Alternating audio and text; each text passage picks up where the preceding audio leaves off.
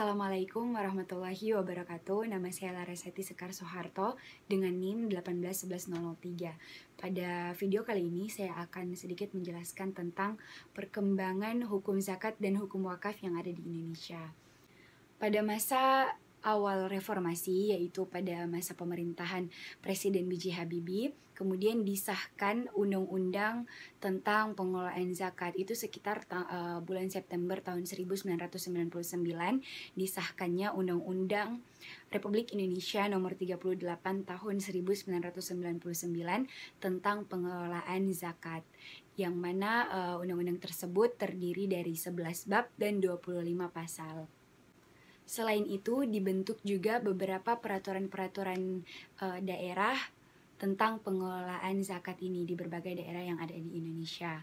Seiring berjalannya waktu, peraturan daerah ini mengalami perubahan yang sangat signifikan dari Undang-Undang Nomor 38 Tahun 1999, kemudian direvisi menjadi Undang-Undang Nomor 23 Tahun 2011. Jadi perbedaannya sangat signifikan. Bisa dilihat perbedaannya itu pertama dilihat dalam manajemen pengelolaan zakatnya.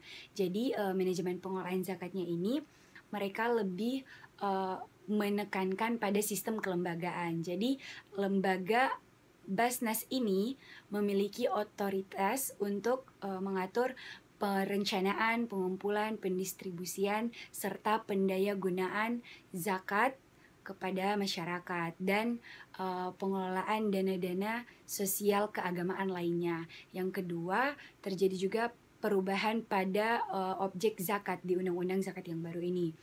Yang mana objek zakat di Undang-Undang Zakat yang baru ini ditambahkan beberapa surat-surat berharga yang lainnya.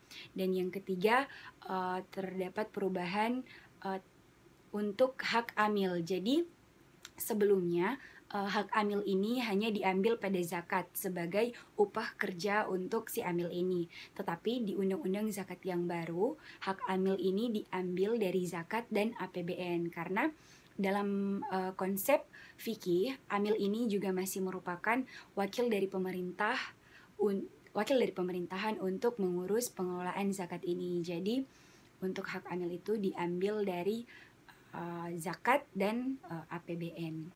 Selanjutnya, perkembangan hukum wakaf yang ada di Indonesia.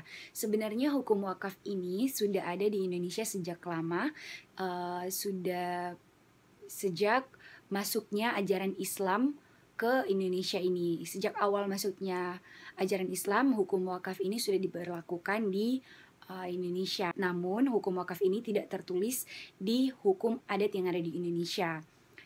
Kemudian pada masa kemerdekaan telah dikeluarkan beberapa ketentuan-ketentuan yang mengatur tentang wakaf, baik untuk penunjukan instansi dalam pengurusannya ataupun untuk teknis pelaksanaan perwakafan ini. Yang pertama itu ada surat edaran dari Kementerian Agama itu pada tahun 1956 tentang prosedur perwakafan. Kemudian ada juga beberapa peraturan pemerintah, dan ada Undang-Undang Pokok Agraria Nomor 5 Tahun 1960 itu pada pasal 5, pasal 14 ayat 1 dan pasal 49 ayat 1 sampai 3.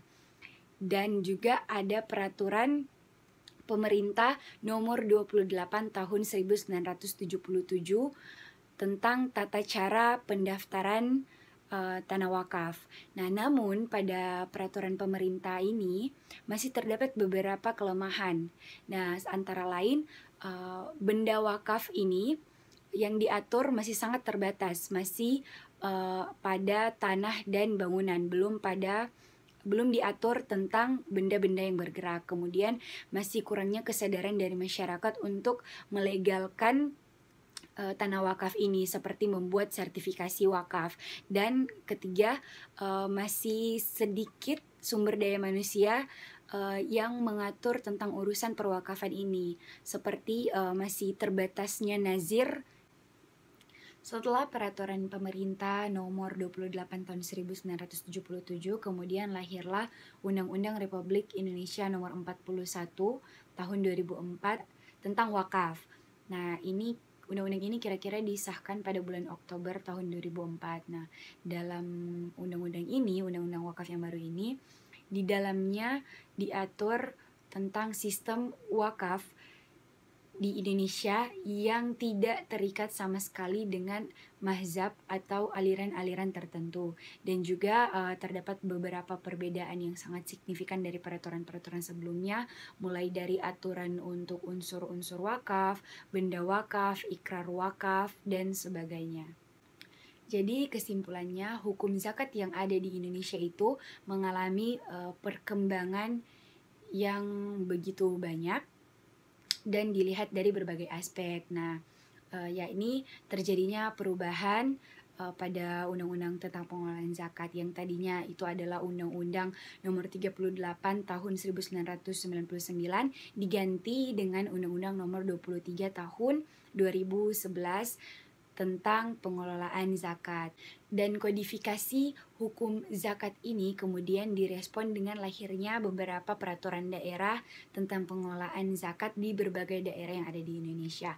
Nah, substansi dari hukum zakat ini sendiri, yang pertama itu adalah muzaki. Nah, muzaki ini adalah orang yang menunaikan zakat. Kedua, ada zakat yang dikeluarkan oleh si muzaki yang diserahkan kepada Basnas atau lembaga amil zakat, dan zakat ini sudah dikurangkan dari pendapatan kena pajaknya. Dan yang ketiga itu adalah objek zakat mal. Jadi objek zakat mal ini sudah sesuai dengan hasil pendapatan dari setiap sumber harta yang ada atau yang didapatkan oleh seorang muslim yang ingin mengeluarkan zakatnya. Sedangkan untuk hukum wakaf, lahirlah Undang-Undang Nomor 41 Tahun 2004 tentang wakaf. Lahirnya undang-undang ini telah mereformasi sistem perwakafan yang ada di Indonesia. Tajdid dari hukum wakaf ini sendiri meliputi konsep wakaf, wakif, benda wakaf, nazir, lembaga wakaf, pengawasan, penyelesaian sengketa, dan sanksi pidana terhadap pelanggaran atas objek wakaf. Nah, itulah tadi sedikit pembahasan tentang perkembangan hukum wakaf dan hukum zakat yang ada di Indonesia. Nah, terima kasih. Semoga apa yang disampaikan bisa bermanfaat untuk kita semua. Wassalamualaikum warahmatullahi wabarakatuh.